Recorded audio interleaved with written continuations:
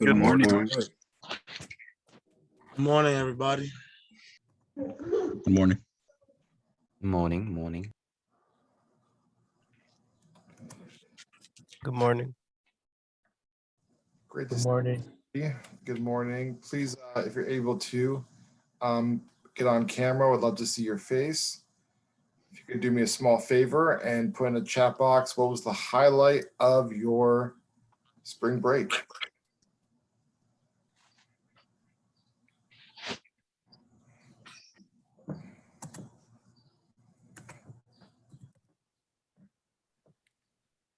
I'm going to go ahead and share my screen here in a second and show you the highlight of mine.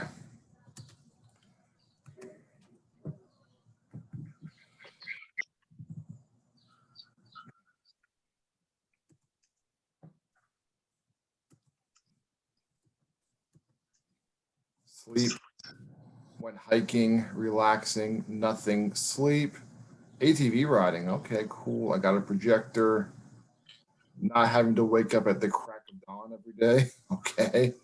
We had a break. Most of us had deliverables. Well, not for me. Relaxing, got to sleep in super late, sleep, getting to see my family, relaxing, laughing with my mom until my belly hurt. That sounds like fun, Kaisha. Daniel Heath, you're not on mute. I'm sorry to hear you were sick, Alan. Playing baseball, went to see my family. Nice. So I was able to go with my wife and my daughters to an Easter service, which was a lot of fun. There's my kids. So that's Lydia on the left and Phoebe on the right. Got them in their little Easter dresses. So we had a nice time. There they are. My pride and joy right there. I am a true girl dad. If you notice, the younger one has a lot of personality. And then we had a service and then Easter egg hunt after. There's the older one. She's the future gymnast. So, yep, very nice. Had a nice big meal afterwards. Took a nap. Just took it easy. So it was a nice Easter. Nice holiday weekend. I'm glad you guys had a chance to rest and spend time with your family and your friends. Thank you all for the comments. I appreciate it, and spend time with your families as well. So awesome. All right, so before we get started with class, we have an amazing assistant instructor today. Megan is our assistant instructor. I'm going to go ahead and spotlight you, Megan. How are you doing today? I'm good. How are you? I'm good. Thanks for asking. How's your break? It's okay. Yeah, I just got a lot of rest. You just got a lot of what? Like a lot of rest. Yeah. Good. Why don't you tell us a little about yourself, Megan? Okay. I'm Megan, 24 years old, and I live in Staten Island right now. I guess something interesting about myself is like I'm very introverted. Like doing things alone and just spending time with myself. Awesome. So you're introverted. So do you find Europe to be a challenging program to be in because of your introversion, or not really? Sometimes. Okay. Yeah. Europe is very good at getting people out of their shell. And it's like kind of built for extroverts. So certainly can be a challenge for people like myself as well, who are more introverted. People think if you're introverted that you don't like people. That's actually not true. It just means that you get your energy by being alone. So some of us are introverts, more extroverted. Okay, cool. And what's a fun fact about yourself there, Megan, other than being introverted? I used to like practice like photography just on my own, like no classes or anything, just do like YouTube videos, but I kind of stopped that. So okay, that's really cool. What was like the nature of the videos you made? Oh no, it wasn't videos, it was pictures. Oh, pictures. I'm sorry. Yeah, I just took pictures of like other people, just portraits. Yeah. Nice. With or without their permission? With their permission always. Okay. Yeah. I asked that because one time I was on the train and I saw a woman like walking down the middle of the train, like taking photos of people on the train without their permission. Um, I was like, lady, that's like really uncool. Like, if you took my photo without my permission, I'd be really upset. Oh, I'm glad you all had the permission. That's good. And what's a question that you want to pose to our group today, Megan? if you went to the doctor and they told you you only had 1 week left to live, what would you do and why? Wow, that's heavy. All right, Megan, you have to answer the question first because you asked the group. So what do you guys think? You'd want 1 week left to live, Megan. What would you do? Probably just travel a lot until I die. Yeah. Travel? Where would you go? Everywhere that I possibly can. I don't know. I just sorry. All right. Just maybe somewhere in Europe, like Switzerland or something.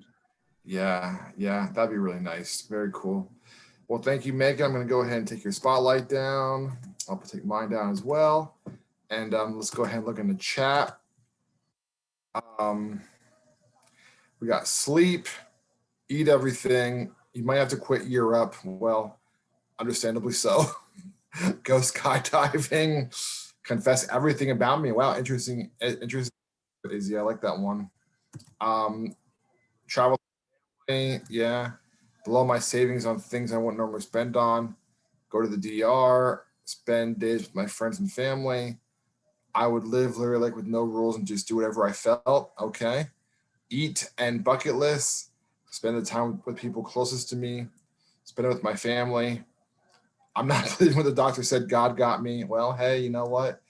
Doctors have been wrong before. Find any regrets I have and might deal with them. Quit my job and go to Ghana, eat everything I want, and I would travel as well. What I would do, I know exactly what I would do. If I had 1 week to live, I would get like a sweet Airbnb, like out maybe in Florida or somewhere warm, Arizona, like with a pool and with like hot tub and with a grill. And I would just like fly all my friends and family to the Airbnb.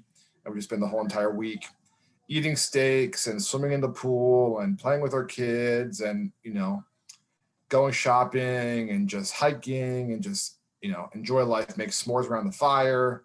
That was what I would probably do my last week of living. Just hang out with the people that I love and enjoy time together. But it's a very sobering thought to think of your own morality, isn't it? Or mortality, rather.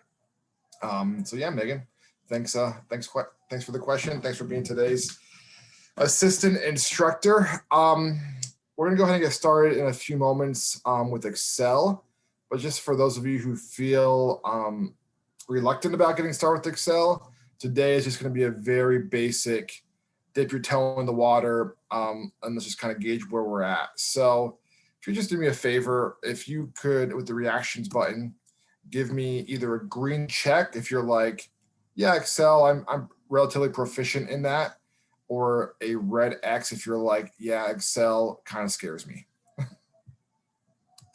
All right. Let's see. So we got, all right. And when I say relatively proficient, I mean like you know what a formula is, you know how to format, a workbook. Okay. So it looks like we're like 80% of our group is like, yeah, Excel kind of scares me. And that's fine. Here's the thing that I'm going to encourage you with is that Excel is like any other program. It's like Word, it's like PowerPoint, it's like everything that you use every single day. And it's not going to do anything that you don't tell it to do. All right. People sometimes have this weird relationship with Excel. They think it has a mind of its own. It doesn't. It's a computer program and it does whatever you tell it to do. So you're actually going to be taking a class called Advanced Excel later on during your course. And that is, a really helpful course. And you'll be diving deeper into Excel then. This class, Intro to Computers, this is like the basics. This is how to input data. This is how to do formulas. This is a little bit of formatting, but we're going to spend a week on it. We're not going to get into a deep dive. You'll have a chance to do that down the road. All the good stuff like pivot tables and all that, you'll do that later. We're just going to do the basics to get you started. But the number one piece of feedback that we get from our interns is like, I wish I knew more Excel. going into internship. So I would encourage you to really take these lessons seriously, take the time to study and do what you think is best to get yourself proficient as much as possible. Audrey, did you have a question? No, I'm sorry. It happened. I don't know how. No problem. I just to be totally transparent with you guys, when I was first hired to join the Europe staff, I started in August, about 8 months ago. I actually had to teach advanced Excel last class 29. And that was really scary for me because I was not used to Excel. I did not use it very often. I mean, I knew the basics, but I did not know like anywhere near advanced proficiency. And I learned. There's some incredible resources online. You'll learn here in Europe as well. But I now find Excel to be a really helpful program and things that I do in my own personal and professional life. So I'm totally aware that it is our first class back from break. I'm looking at some of your faces and I'm gonna be honest, you guys don't look so good. I've seen you look better. So why don't we do this? Get comfortable in your chair, put your feet flat on the floor, get your backs and spine straight, get the kinks out of your neck if you have any kinks in your neck from sleeping bad. Maybe you just woke up 2 minutes before class start. I understand, we've all been guilty of that. I want you to take a moment, take a deep breath in through your nose, out through your mouth. And I want, you take a moment to think about this because Megan asked us, what would we do if we had a week left to live? Thank God, hopefully none of us have that short of a time frame. We have many, many years to live, 40, 50, 60, 70 more years on this earth. So I want you to take a moment to think about yourself as a child. All right. Imagine yourself at 10 years old. All right. You're in the 5th grade. You're kind of transitioning from child to teenager. Life is changing. Now I want you to imagine that your 10-year-old self is able to see into the future, into a glass ball, and they're looking at you right now. All right. They're looking at you at the age you are, whether you're 18 or 23 or 26. They see you sitting in front of your computer, taking this class, and they feel happy. And they feel proud that you're becoming a person who's bettering him or herself. All right. And they're thinking, wow, okay, like life is tough right now. I'm still just a kid. I'm figuring things out, but I have a future and I have a place where I'm going and I have a goal and I have a dream. Now, you can open your eyes if you close them, either in the chat box or raise your hand. How's that thought process change your perspective? When you think, okay, like I'm doing this for myself. I'm doing this for my dreams. I'm doing this to better my life. I'm doing this so I can become the person that I want to be. Does that change your perspective a little bit? You can just give me a thumbs up if it does. You don't want to talk about it.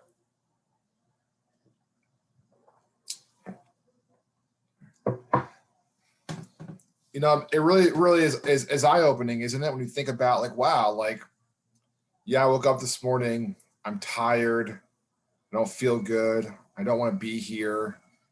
But you know what? Like, I'm here for a reason.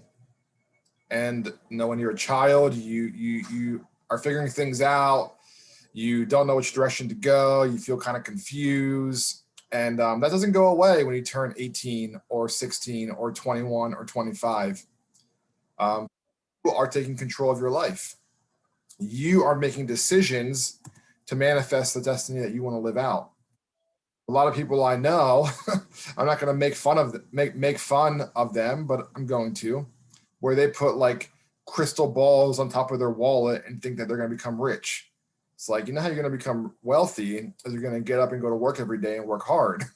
I mean, don't get me wrong. If you like crystal, that's cool. That's fine. But you know what? It's also important to do the work as well. So I just want to encourage you with that. I know maybe you're feeling like, gosh, I'm 6 weeks into this. in mod 1, I'm in intro to computers, my break is over too fast. You're on a path to success. And whatever success looks like to you, maybe you're a little bit longer than 6 weeks, but whatever success looks like to you. And for some of you, success looks like, I want to own a home. I want to buy Tesla Model X. I want to get married and have kids. I want to live not paycheck to paycheck. I want to get a job in an office and not a job where I'm working with my hands or on my feet. I want to leave money for my children and my children's children.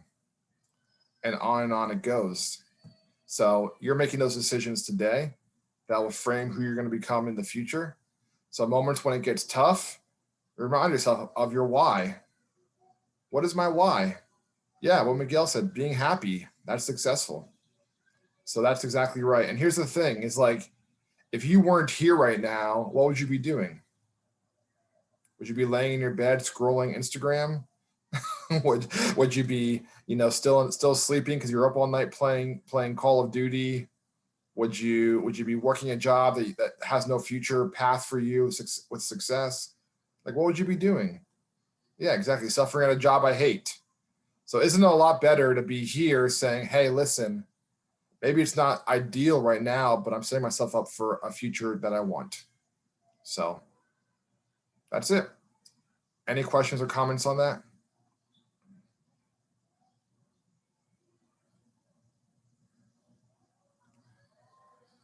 Yeah. Do you have is there anybody that truly anybody that you really admire, and that person sits at home all day and watches TV and orders pizza, and that's their life? Like, do you really, oh man, that guy, that woman, they're the best. Those are my life goals, #goals. Of course not. Of course not. You might think, yeah, they're living a life for maybe a day. Ask them how they feel in 6 months or 12 months or 2 years when they're like, oh man, I've literally accomplished nothing. All right. Like, I've watched a lot of Netflix and I ate a lot of carbs, but I've literally had nothing to show for the last 2 years of my life. So think about what you guys have accomplished the last 7 weeks in this program, what you've learned, the knowledge you've gained. It's really remarkable. And you all should be very proud of yourself. And it's only just the beginning. All right. So one last story and then we're gonna get started. I had a friend call me this past weekend. He and I went to school together. And he lives in a part of Brooklyn that has been hit really hard with COVID-19. All right. And he's a community activist, and he is really involved in what's going on in his neighborhood.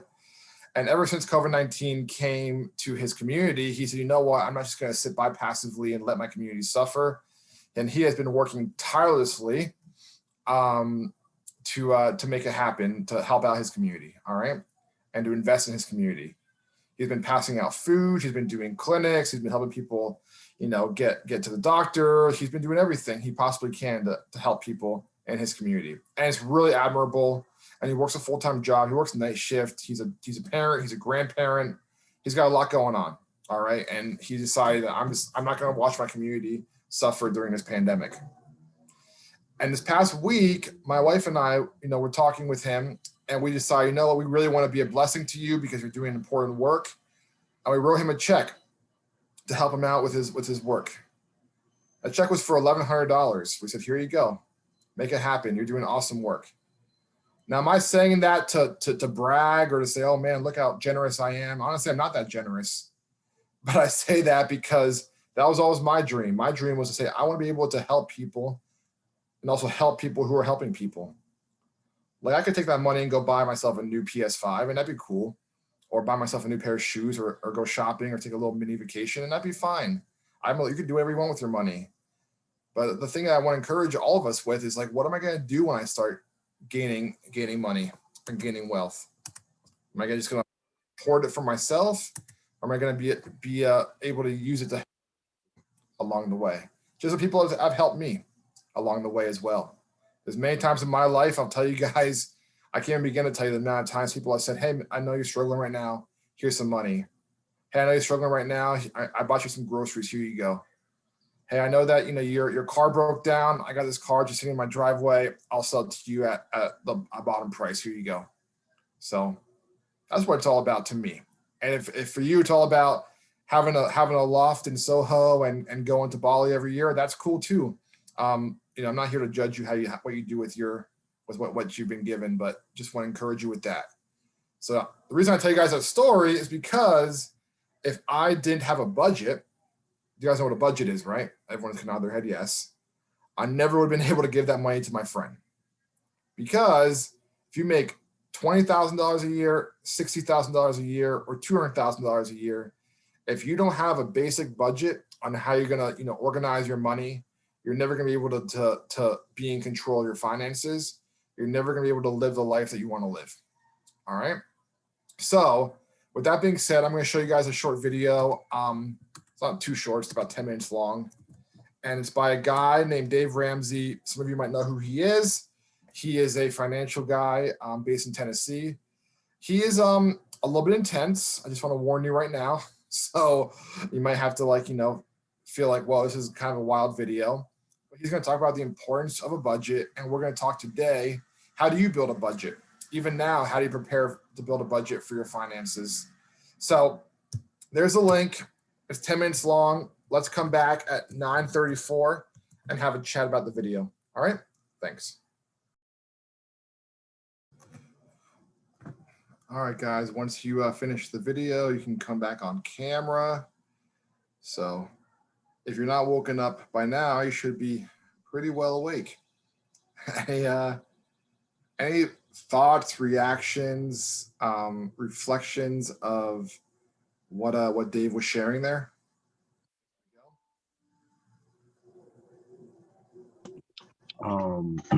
Yeah, it was indeed very intense. But like not in like a crazy bad way or anything like that. Like I didn't like there were certain things where it was just like he is attacking people, but it's not he's attacking people. It's just very harsh truths. Yeah, but it was I guess it was a refreshing change of pace, like in the way to hear it. For sure. He does not put a whole lot of butter on it, does he? Mm-mm. This is the raw, straight up. Here you go. Great. Thanks, Miguel. Davian? One thing you mentioned that really resonated with me. I don't remember word for word exactly what it was, but he said something about like your goals are not built on hope, or finances are not built on hope. And like, which I totally agree with. Like, whether you want to move out or you want to buy a new car or anything you want to be able to budget yourself for, you can't just be like, yeah, I'm gonna do this. Like, how are you going to do that? Yep. Yeah, and I feel like I really needed to hear that because starting the program, like I was very like driven with my budget and having myself on a straight path. And not gonna lie, this little weekend I kind of went off of track. So that was very refreshing. Yeah. Thank you for sharing that, Davian, and for your transparency. And we all, get off track from time to time. But I agree with what you said and what Dave said is like, how's he word it? Like a plan, like a wish without a plan is just a dream, right? So like you can say, I want to, finish this program. So, well, what's your plan? Like, how are you going to do it? Like, how are you going to get your deliverables done? How are you going to show up to class on time? How are you going to, show up in your internship? So, well, I don't know. So, well, probably figure that out because, if your goal is to finish the program, but you have no idea how you're going to do it, then that's going to be really tough to finish. So yeah, I appreciate that. And Claire says, I need him in my wallet to slap my card out of my hand. David says, I need that. Amazing how blunt he is. And Grease of Candor, Kayla, this video really made me want to get more serious about my finances. And yeah, you're right, Claire. Yeah. And you should take care of yourself, as well. That's also the other side of the coin. So we can talk more about that in detail if you want, but Alan looks like he has a question or a comment. Morning, everybody. This is Alan. To kind of, it doesn't, to me, what resonated was the first couple moments, the first couple comments he made about building almost another line of communication with your spouse or life partner. Yep. Finances are definitely one of the things that probably cause the most divorces. Who gets the money when, who gets the money how,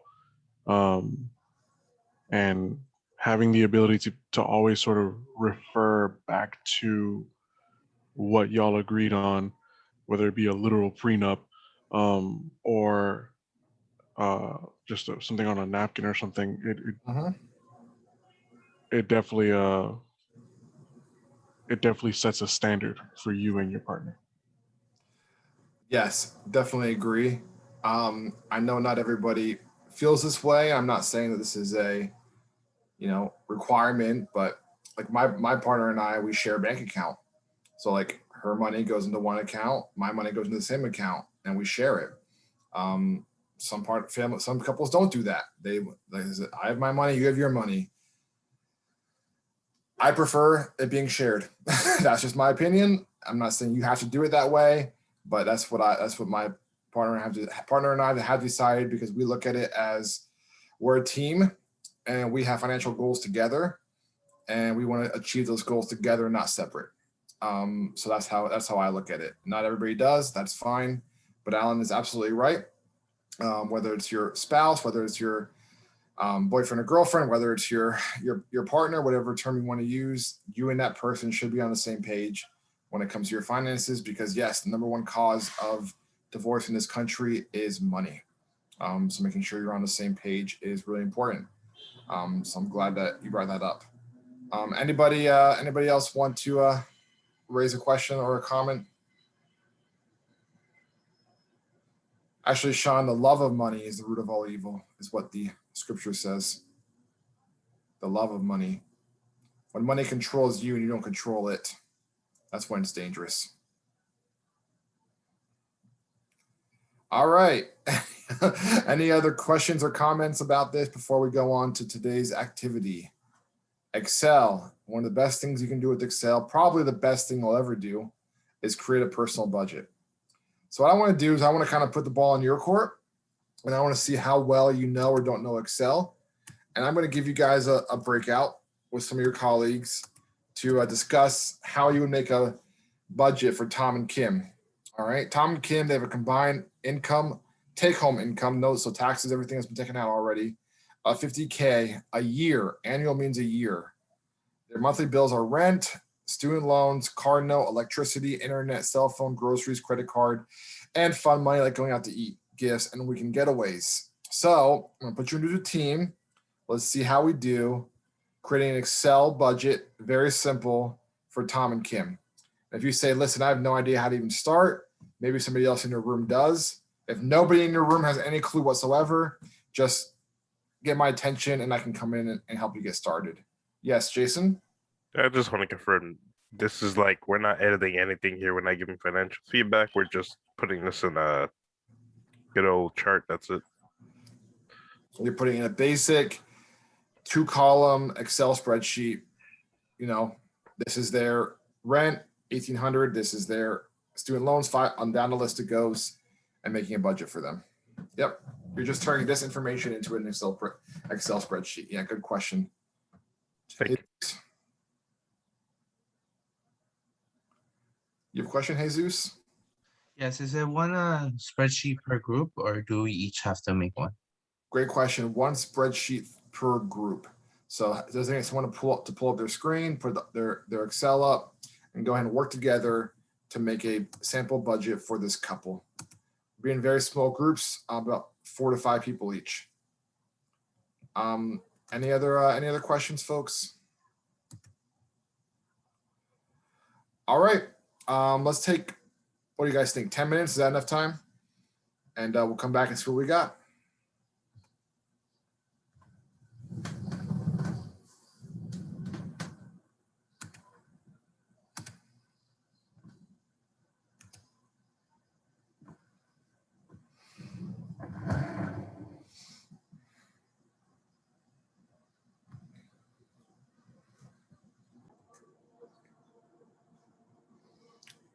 That good, huh?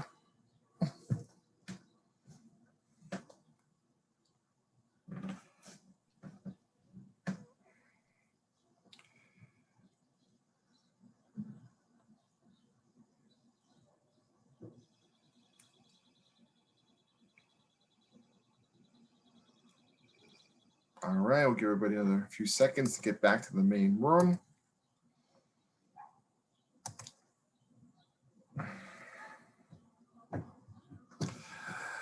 All right.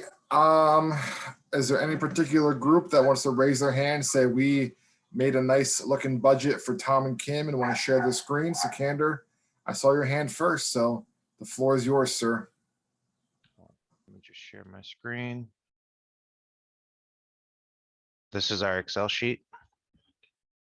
We made their full budget, have their income, all their expenses are in orange. The total monthly expenses in a lighter orange, so $4,075 a month.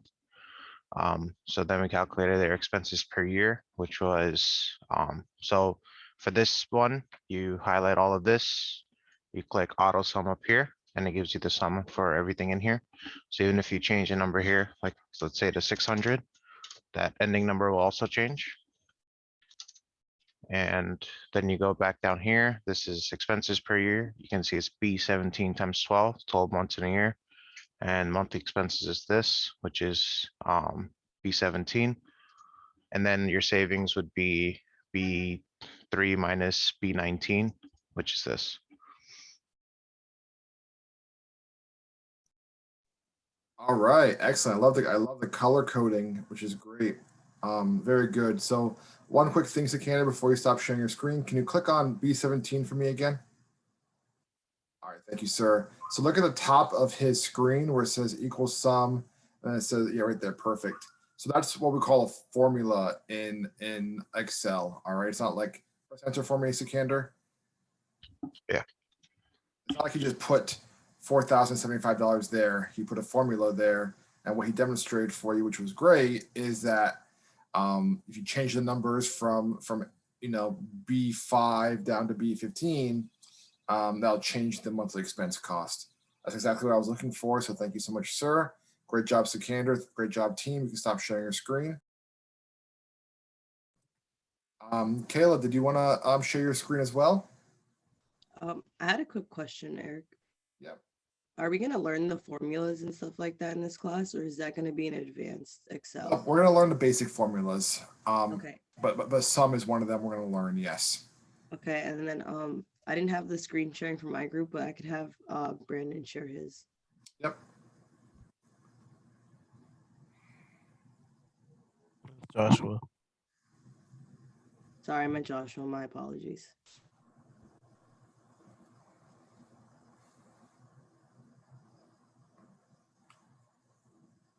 All right, great.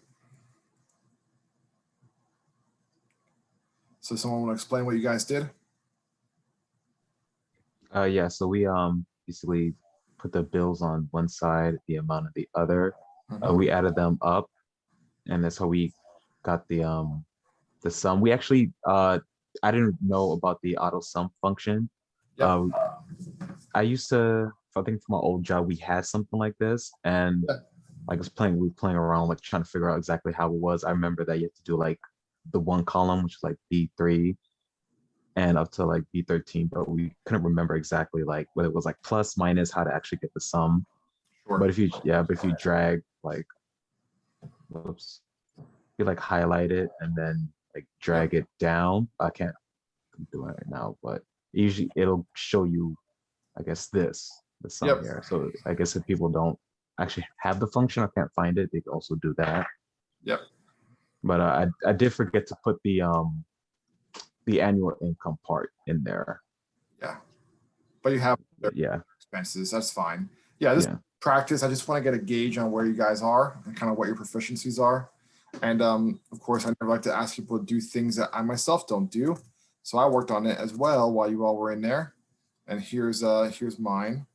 So what I do for their income, I know that they earn $50,000 a year. I divide that by 12. That gives me their monthly income. One thing that's very important to remember about Excel is if you want to do a formula, you always have to do the equal sign. So I just remove this. That gives me nothing, right? So what do I have is the equal sign.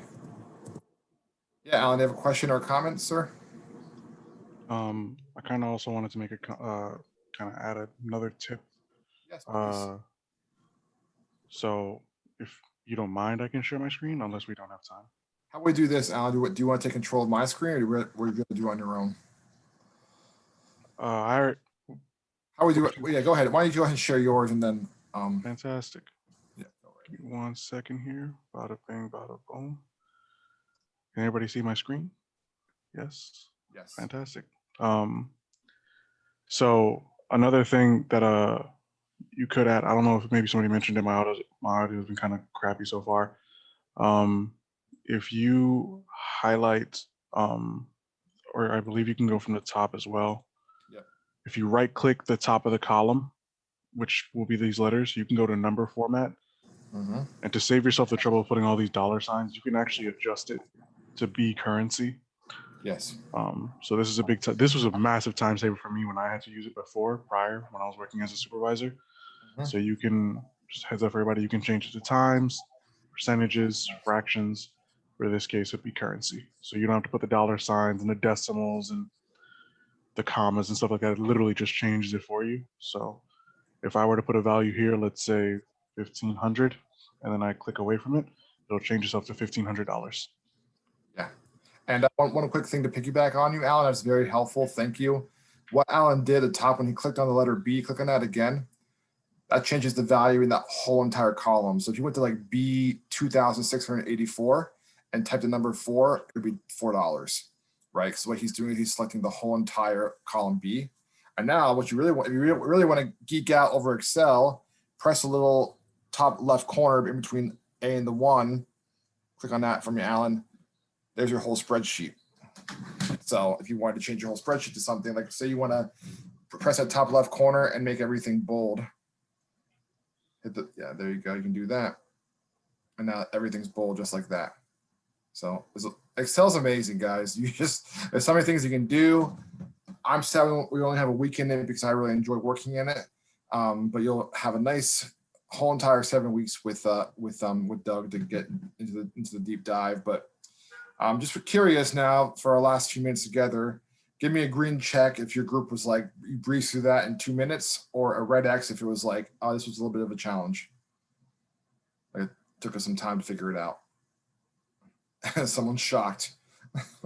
All right, so we have, most people said that was pretty easy. All right, well, listen, we're gonna keep on going these next 2 days together, talking Excel, kind of being a little bit more dialed into what's going on. And by the end, I would like it to get to a point where we all can make our own personal budgets. Because like the video we watched in the very beginning, if you don't have a budget, if you don't have a plan for your finances, then yeah, it's gonna be really hard to either move out of your parents' house, to buy that car, to give that money away. It's just not gonna really be feasible. So that's one of the goals I have for you. And who was it? Someone asked a question earlier. I think it might have been Jason. So let's go ahead and just have some fun with this. If you were, Tom and Kim's financial advisors, what would you tell them they need to do to get a better handle on their money? And they want to raise their hand and pretend you're a financial advisor for 30 seconds. Yeah, Matthew, what would you tell them they should probably do? Oh, for starters, the getaways, you want to cut that down, those weekend getaways. If you want to save, gifts, I don't understand why you're getting gifts unless it's a holiday that you celebrate. Other than that, everything else looks pretty fine. Restaurants too, like that's another expense that is like you don't really need to go out every weekend, every month and stuff like that. You can save some money. Yeah. So basically all those fun money things could be adjusted. Yeah. Removed or dialed back. Yep. And Claire, what would you add? I wouldn't say get rid of the weekend gifts and getaways. What I will say is you could probably spend less money or whatever. The reason why I say not to get rid of it is just because it's not important to you doesn't mean that it's not important to somebody else or whatever. Like maybe they like weekend getaways and gifts, so maybe they could cut that down. Like, hey, maybe you can't go out this weekend, but you could probably go out in 2 weeks, or maybe you can't afford to buy her or him this gift, but you could afford to get this, or maybe you can't afford to get this gift this much, or whatever. Like basically, I would just say probably spend less money. I wouldn't just get rid of it as a whole. That's just me. Okay. Thanks for your feedback, Ann Claire. Appreciate it. I'm going to put a little bit of a wrinkle into this. And Alan, if you want to answer, you still are welcome to. Or if they come to you as the financial advisor and say, we want to get rid of our debt, which is the car note, the student loans, the credit card debt. Would your advice to them change, Alan, or would it pretty much stay the same? What advice would you give them? If we're speaking on wanting to get rid of debts and ongoing payments like that, that could go to like collections. Then definitely get rid of the gifts and the weekend getaways. I do agree with Ann Claire that, and it was actually mentioned earlier in the chat when David mentioned his little a bit of overspending this past weekend. You know, you shouldn't be ashamed to spend on yourself, but in this situation, if you're trying to really get rid of certain things, you have to get rid of other like luxuries, you know. And also, I mean, maybe that's combined, but $150 for a cell phone, go get a Boost Mobile, change your life. Everything else, I mean, yeah, but the weekend getaways can go, the gifts can go, to help bring more savings in to the to pay for all that stuff, and also just kind of look for cheaper rates on other stuff. Sure. So look for like little workarounds, like get a cheaper cell phone plan, and look at your fund money and say, well, what do I want more? Do I want to have fun, or do I want to get out of debt? So what's my priorities here? For sure. Yeah, Jesus. For the restaurant money, I think that should be cut down in half because they're already buying groceries. You know, so it's kind of redundant. Like I understand you might want to eat out once in a while, but there's no way restaurant money should be so high when you're already using money for groceries. Yeah, interesting. I like that. No, I mean, that's the thing. Also, it's funny because restaurants are tricky because you can go to a diner and get a hamburger or a sandwich or eggs and a coffee and walk out of there paying $20 for two people, right? You could do that. It's not that hard to do that at a small, spot.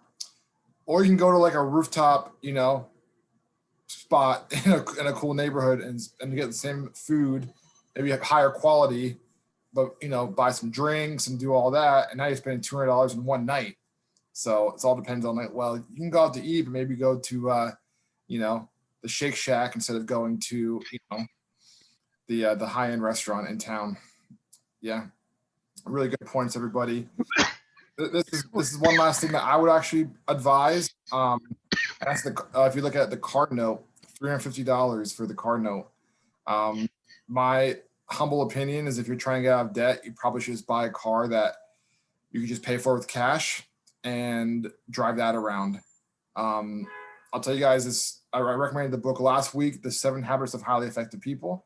It's a really great book. Another one very similar to it is called The Millionaire Next Door, where this person spends years studying the habits of millionaires. And one of the most surprising things that he found amongst millionaires living in this country is almost all of them drove used cars. Isn't that interesting?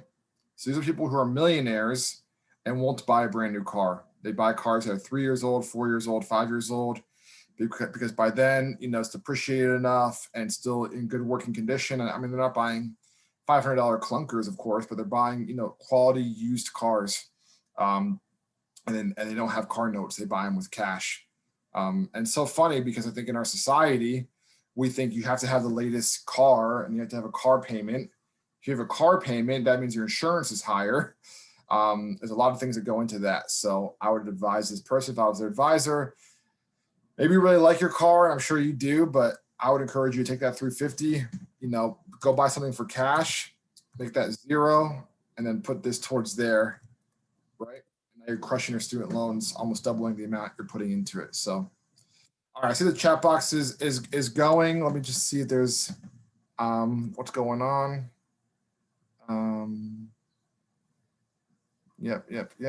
Any other final questions or comments before we wrap it up, guys? You can go ahead and raise your virtual hand.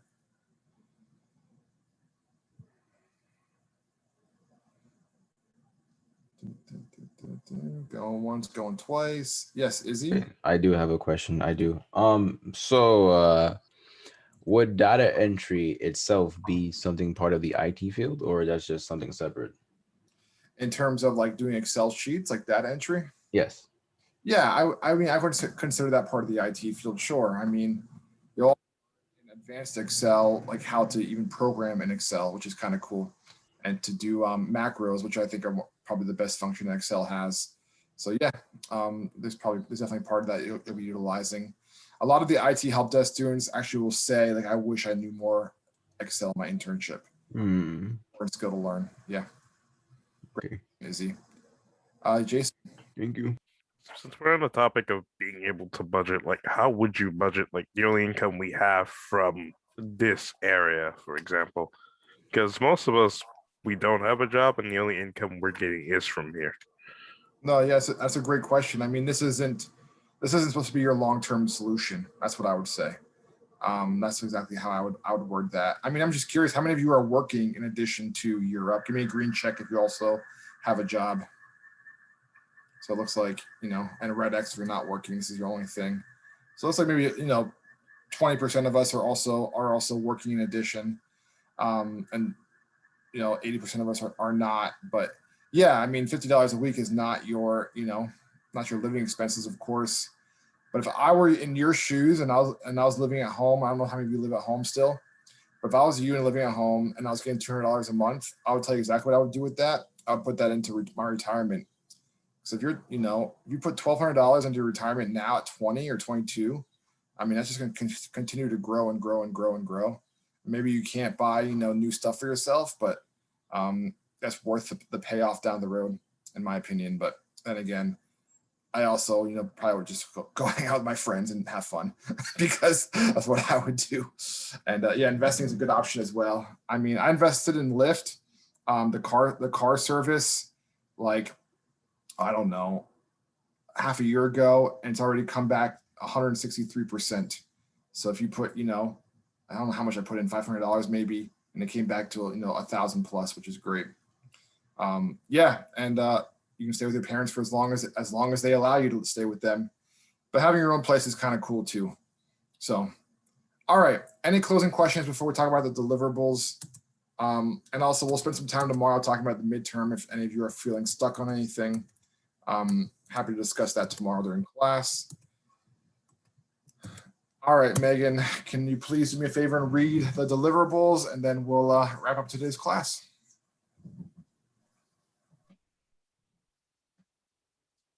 Sorry. Is it on the? Yeah, it's in the chat box, Megan. Okay. Oh, sorry. Watch the video. On tomorrow morning, be prepared to discuss key concepts from inside of it. Write in discussion board 5 of the most helpful tips by tonight at 11:59 p.m. Respond to at least 2 postings, 100 words by Thursday at 11:59 p.m. Thanks, Megan. So we have a video on Schoology. It's 30 minutes long, so it's a little bit lengthy. So if you did not start on it yet, get started as soon as possible. Write your 5 key takeaways from the video and be prepared to discuss it tomorrow. And we'll talk about, you know, some of the basics of Excel.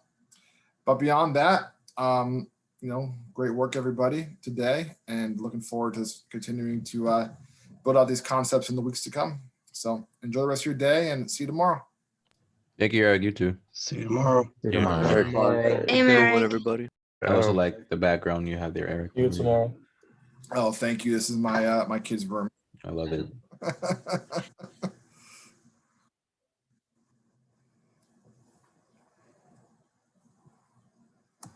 Hey, Renee, you have a question?